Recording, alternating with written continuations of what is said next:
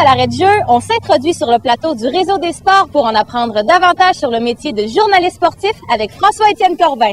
Mon mandat à moi, en fait, c'est d'être chef d'antenne, d'ouvrir les émissions, les reportages qu'on fait à tous les jours pour présenter ce qui va être notre programme principal de la journée. Par exemple, aujourd'hui, on a du soccer féminin, donc j'ouvre l'émission et je présente aux gens notre menu de la journée parce qu'on va présenter un match en particulier, mais à la mi-temps, disons, on va donner d'autres faits saillants des Jeux du Canada. On va avoir des journalistes qui vont venir nous présenter des images des autres compétitions.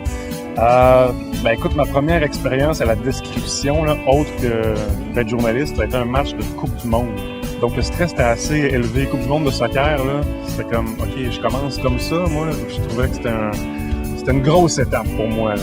Ensuite, il y a eu l'Euro, j'ai fait 2 Euros, les Jeux olympiques à Vancouver comme journaliste au ski de fond biathlon, puis les Jeux olympiques de Londres à la description du volleyball. Ça, c'était, pour moi, ça demandait beaucoup de travail parce que je connaissais moins le volleyball, mais j'ai vraiment adoré. Je suis tombé en amour avec le sport qu'est le volleyball durant cette période-là. Ça a été super. Comment t'aimes ça, le travail d'équipe? Ah, j'adore ça. En fait, travailler seul, c'est pas mal moins le fun. C'est quand on fait des trucs en équipe avec d'autres journalistes où là, la chimie prend vraiment, puis qu'on peut avoir des éclats de rire et c'est là aussi que viennent les bloopers. Parce que quand tu animes tout seul, c'est bien rare que des bloopers. Mais on a beaucoup de plaisir en équipe, on a une belle gang aussi. J'aime ça qu'on a du fun sur le plateau, en studio, qu'on essaie de se faire rire un peu, là.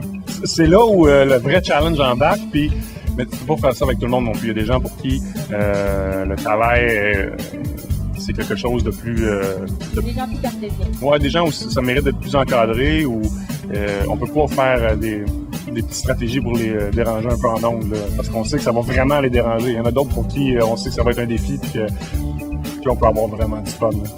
Ta plus belle expérience comme journaliste jusqu'à maintenant, ça fait quand même quelques années que tu es dans le domaine. Ah ben non, c'est au Masters. Ce printemps, j'ai été affecté à la couverture du tournoi des maîtres à Augusta. Je suis un golfeur, j'aime le golf, j'aime regarder la télé. Là, d'être dans le terrain que j'ai vu le plus souvent à la télé, sur le terrain que j'ai vu le plus souvent à la télé, c'est-à-dire puis d'interviewer Tiger Woods, c'est vraiment spécial. Ça dépasse de loin pour moi les Jeux olympiques. Et qu'est-ce qui te fait triper comme journaliste sportif d'être ici sur le terrain pendant les Jeux du Canada? On vit l'événement, carrément. Puis c'est drôle, je pense que c'est le slogan des Jeux, mais ça représente exactement le sentiment qui nous habite quand on travaille sur un événement comme ça. On l'apprécie plus, on pousse nos recherches, on regarde tous les sports. Donc, ça me permet vraiment de partir d'ici avec à la fin des compétitions avec une appréciation parfaite de l'événement. Suivez nos capsules sur jeuducanada2013.ca.